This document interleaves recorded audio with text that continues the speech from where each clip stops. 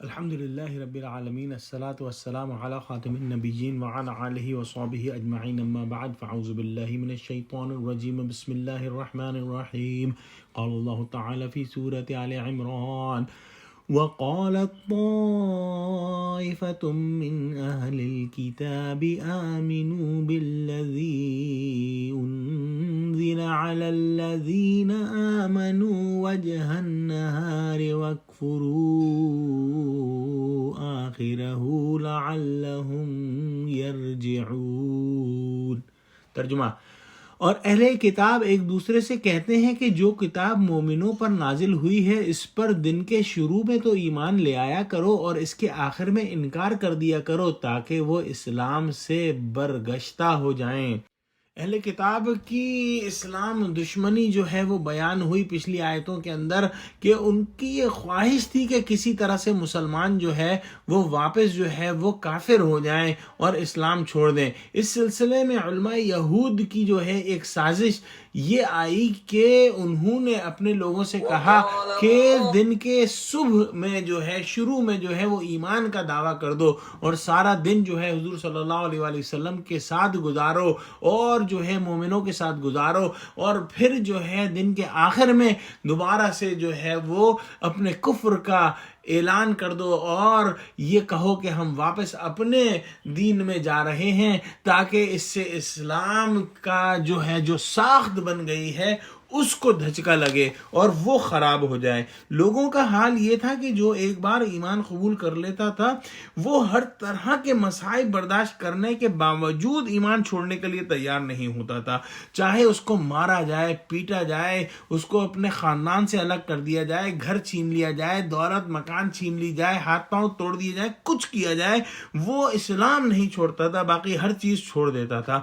اور یہ ایک ایسی جو ہے حقیقت تھی جس کا اقرار جو ہے وہ ابو سفیان نے حالت کفر میں بھی جو ہرقل جو بادشاہ تھا اس کے سامنے اس وقت کیا جب اس نے سوال کیا کہ کیا کوئی شخص دین میں داخل ہونے کے بعد بھی مرتد ہوتا ہے مسلمانوں میں؟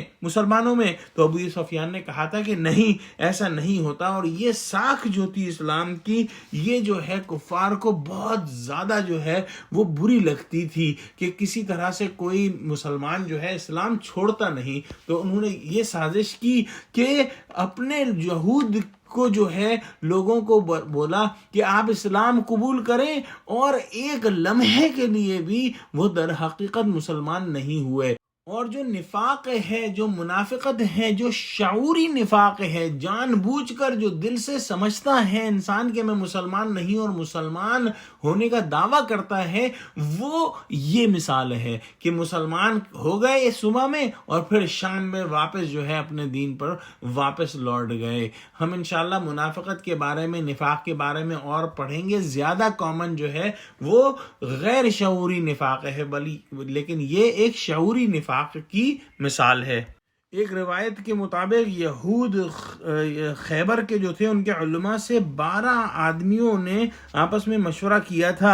اور انہوں نے جو ہے یہ کہا کہ ہم صبح کو اپنے مسلمان ہونے کا اعلان کرنے کے بعد اسی دن شام کو اپنے کفر کا اظہار کر دیں گے جو دل میں پہلے ہی سے تھا، اور مسلمانوں سے یوں کہنا کہ ہم نے اپنی کتابوں میں غور کیا اور اپنے علماء سے مشورہ کیا تو ہماری سمجھ میں یہی آیا کہ محمد صلی اللہ علیہ وآلہ وسلم کا دن باطل ہے۔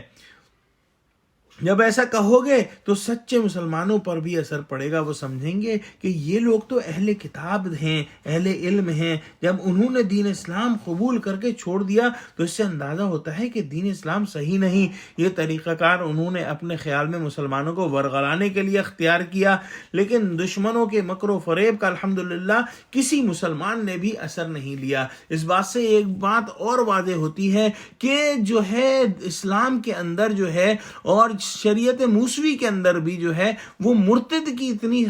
جو ہے وہ سخت سزا کیوں ہے۔ مرتد وہ شخص ہے جو اسلام لانے کے بعد، دین قبول کرنے کے بعد دوبارہ کافر ہو جائے، اور اس کی جو